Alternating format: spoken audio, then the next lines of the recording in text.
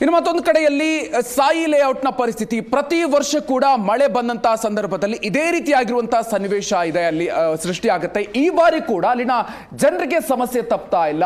ರಸ್ತೆ ಮುಳುಗಡೆ ಆಗಿದೆ, ಅಲ್ಲಿರುವಂತಹ ಮನೆಗಳಿಗೆ ನೀರು ನುಗ್ಗಿ ಸಾಕಷ್ಟು ಸಮಸ್ಯೆಗಳು ಉಂಟಾಗಿದೆ. ಈ ಬಾರಿ ಕೂಡ ಅಷ್ಟೇ, ಪ್ರತಿ ಬಾರಿಯೂ ಕೂಡ ಅಲ್ಲಿ ಸಮಸ್ಯೆಗಳು ಹೇಗಿದೆ, ಸಮಸ್ಯೆಗಳು ಯಾವ ರೀತಿಯಾಗಿ ಇದೆ ಅನ್ನೋದನ್ನ ಹೇಳ್ತಾನೆ ಇರ್ತಾರೆ ಮಾಧ್ಯಮಗಳ ಮುಂದೆ. ನಾವು ಕೂಡ ರಿಪೋರ್ಟ್ ಮಾಡ್ತಾನೆ ಇದೀವಿ. ಆದ್ರೆ ಇಲ್ಲಿವರೆಗೂ ಕೂಡ ಅಲ್ಲಿನ ಸಮಸ್ಯೆಗಳಿಗೆ ಪರಿಹಾರ ಇಲ್ಲ, ಪರಿಹಾರ ಸಿಗ್ತಾ ಇಲ್ಲ.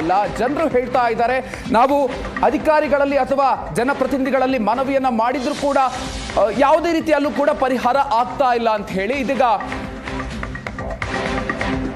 ತಮ್ಮ ಸಂಕಷ್ಟವನ್ನ ಮಾಧ್ಯಮಗಳ ಮುಂದೆ ಹೇಳ್ತಾ ಇದ್ದಾರೆ.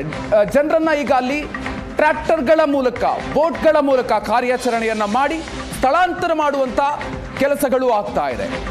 ಅನೇಕರು ಅಲ್ಲಿ ಸಿಕ್ಕಾಕೊಂಡಿದ್ದಾರೆ ಮಳೆಯಲ್ಲಿ, ಕಳೆದ ರಾತ್ರಿ ಸುರಿದಂತಹ ಮಳೆಗೆ. ಸೊ ಹೀಗಾಗಿ ಅವರನ್ನ ಬೇರೆ ಕಡೆಗೆ ಸ್ಥಳಾಂತರ ಮಾಡುವಂಥ ಕೆಲಸಗಳು ಕೂಡ ಆಗ್ತಾ ಇದೆ. ರಕ್ಷಣಾ ಕಾರ್ಯಾಚರಣೆಯನ್ನು ನಡೆಸಲಾಗ್ತಾ ಇದೆ. ಅಗ್ನಿಶಾಮಕ ದಳದ ಸಿಬ್ಬಂದಿಗಳು, ಪೊಲೀಸ್ ಸಿಬ್ಬಂದಿಗಳು ಅಲ್ಲಿ ರಕ್ಷಣಾ ಕಾರ್ಯಾಚರಣೆಯನ್ನು ನಡೆಸ್ತಾ ಇದ್ದಾರೆ. ಸ್ಥಳೀಯರು ಕೂಡ ಅವರಿಗೆ ಸಾಥ್ ಕೊಡ್ತಾ ಇದ್ದಾರೆ. ಟ್ರ್ಯಾಕ್ಟರ್ಗಳ ಮೂಲಕ ಸ್ಥಳಾಂತರ ಮಾಡ್ತಾ ಇರುವಂಥ ದೃಶ್ಯಗಳನ್ನು ಕೂಡ ನಾವು ಗಮನಿಸ್ತಾ ಇದ್ದೀವಿ. ಸಾಯಿ ಲೇಔಟ್ನ ಪ್ರತಿ ವರ್ಷದ ಪರಿಸ್ಥಿತಿ ಇದು. ಈ ವರ್ಷ ಕೂಡ ಅಲ್ಲಿ ಭಿನ್ನ ಆಗಿಲ್ಲ. ಈ ವರ್ಷ ಮತ್ತಷ್ಟು ಹೆಚ್ಚಾಗಿದೆ. ಕಳೆದ ಬಾರಿ ಯಾವ ರೀತಿಯಾಗಿ ನೀರಿನಿಂದಾಗಿ ಸಮಸ್ಯೆ ಉಂಟಾಗಿತ್ತು, ಅದಕ್ಕಿಂತ ಹೆಚ್ಚು ಈ ಬಾರಿ ಉಂಟಾಗಿದೆ ಅಂತ ಹೇಳ್ತಾ ಇದ್ದಾರೆ ಅಲ್ಲಿನ ಜನ. ಹೀಗಾಗಿ ಕಳೆದ ರಾತ್ರಿ ನಿದ್ದೆ ಇಲ್ಲದೆ ಕಳೆದಿದ್ದಾರೆ. ಸೊ ಇನ್ನೂ ಕೂಡ ನೀರಿನ ಪ್ರಮಾಣ ಹಾಗೇ ಇದೆ. ಇವತ್ತು ಕೂಡ ಮಳೆ ಬಂತು ಅಂದ್ರೆ ಮತ್ತಷ್ಟು ಸಮಸ್ಯೆ ಆಗುತ್ತೆ ಅಲ್ಲಿ. 20 ವರ್ಷದಿಂದ ಆಗ್ತದೆ ಈ ಥರ. ಯಾರು ಅಧಿಕಾರಿಗಳು ಏನು ಮಾಡ್ತಾ ಇಲ್ಲ ಕೆಲಸಗಳು ಮೇಡಮ್. ಈ ಕಡೆ ಶಾಸಕರು ಅಭಿವೃದ್ಧಿ ಏನು ಮಾಡ್ತಾ ಇಲ್ಲ. ಸ್ವಲ್ಪ MLA ಕೂಡ ಕಮ್ಮಿ ತಗೊಳ್ಬೇಕು, ಯಾರೂ ತಗೊಳ್ತಾ ಇಲ್ಲ.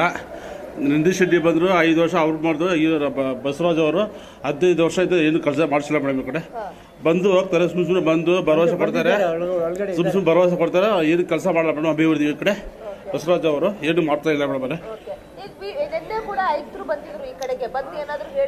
ಮೇಡಮ್ ಏನಿಲ್ಲ ಮೇಡಮ್, ಸುಮ್ಮನೆ ಬರ್ತಾರೆ, ಸುಮ್ಮನೆ ಹೋಗ್ತಾರೆ ಮೇಡಮ್. ಅವ್ರನ್ನ ಈ ಕಡೆ ಏನು ಅಧಿಕಾರ ಯಾರು ಬರೋದಿಲ್ಲ, ಏನು ಮಾಡ್ತಾ ಇಲ್ಲ. 15 ವರ್ಷ ಆಗ್ತಾ ಇದೆ. ಈ ಕಡೆ ಯಾವಾಗ್ಲೂ ನೀರು ಬರ್ತಾನೆ ಇರ್ಲಿಲ್ಲ. ಇವಾಗ ಈ ಕಡೆ ತುಂಬಿದೆ, ಎಲ್ಲ ಮನೆ ಕಡೆನೂ ನೀರೆಲ್ಲ ತುಂಬಿದೆ. ಇದುವರೆಗೂ ಯಾವ್ದು ಈ ತರ ಆಗ್ತಾ ಇದು ಏನಂದ್ರೆ ಪರಿಷ್ಕಾರ ನೀವು ನೋಡ್ಬೇಕು.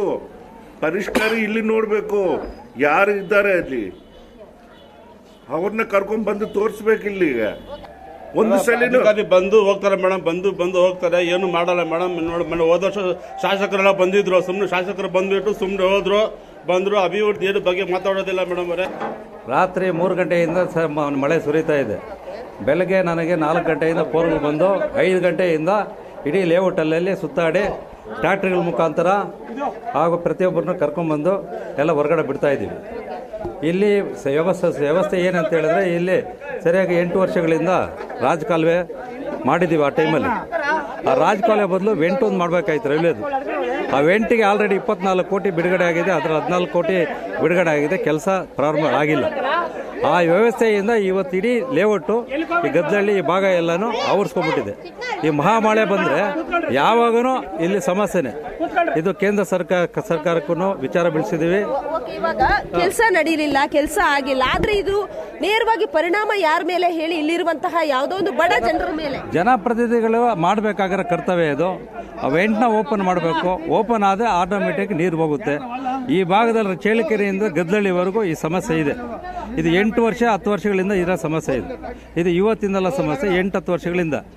ಇದು ಪರಿಹಾರ ಕಂಡು ಆಗ್ತಾ ಇಲ್ಲ. ಇದನ್ನ ನಮಗೆ ಎಲ್ಲ ಜನಗಳು ಆಕ್ರೋಶವಾಗಿದ್ದಾರೆ. ಈ ಸಾಯಿ ಬಡಾವಣೆ, ಈ ಕಾವೇರಿ ಲೇಔಟು, ಒಡ್ರಪಾಳ್ಯ, ನಾವು ಈ ಭಾಗದ ಒಬ್ಬ ಮಾಜಿ BBMP ಕಾರ್ಪೊರೇಟರ್ ಕೆಲಸ ಮಾಡ್ತಾ ಇದ್ದೀವಿ.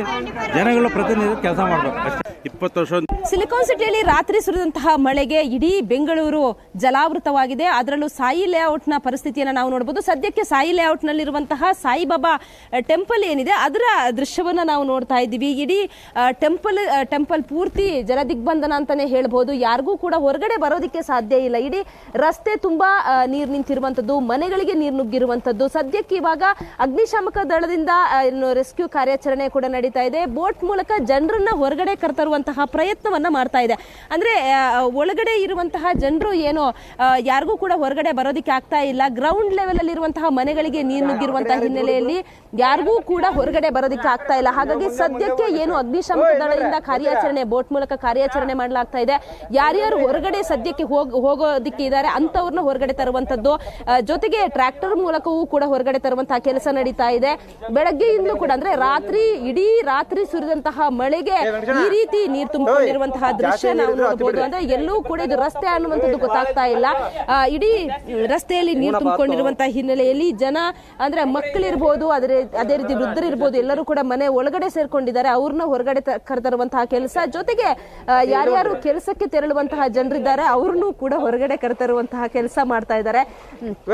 ಸದ್ಯಕ್ಕೆ ಇಲ್ಲಿರುವಂತಹ ಪರಿಸ್ಥಿತಿ ತುಂಬಾ ತೀರಾ ಹದಗೆಟ್ಟಿದೆ. ಯಾಕಂತಂದ್ರೆ ಯಾವಾಗ ಮತ್ತೆ ಇವತ್ತು ಮಳೆ ಬರುವಂತಹ ಸಾಧ್ಯತೆ ಇದೆ. ಇವತ್ತು ಕೂಡ ಹವಾಮಾನ ಇಲಾಖೆ ಏನು ಯೆಲ್ಲೋ ಅಲರ್ಟ್ ಅನ್ನ ಘೋಷಣೆ ಮಾಡಿರುವಂತದ್ದು. ಹಾಗಾಗಿ ಇವತ್ತು ಕೂಡ ಮಳೆ ಬಂದ್ರೆ ನಿಜಕ್ಕೂ ಮತ್ತಷ್ಟು ನೀರು ತುಂಬಿಕೊಳ್ಳುತ್ತೆ. ಆದ್ರೆ ಇದರಲ್ಲಿ ಎಲ್ಲೋ ಒಂದು ಕಡೆ ಜನಪ್ರತಿನಿಧಿಗಳ ನಿರ್ಲಕ್ಷ್ಯ ಅಂತಲೇ ಹೇಳಬಹುದು.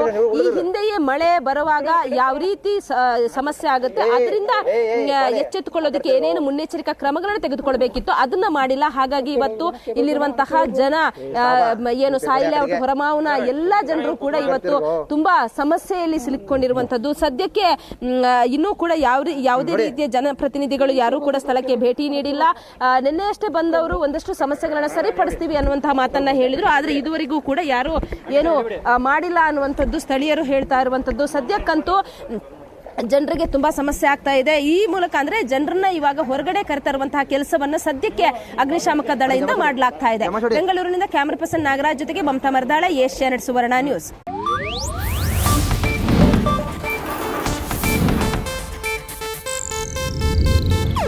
ಇದು ಏಷ್ಯಾನೆಟ್ ನ್ಯೂಸ್ ನೆಟ್ವರ್ಕ್ ಪ್ರಸ್ತುತಿ.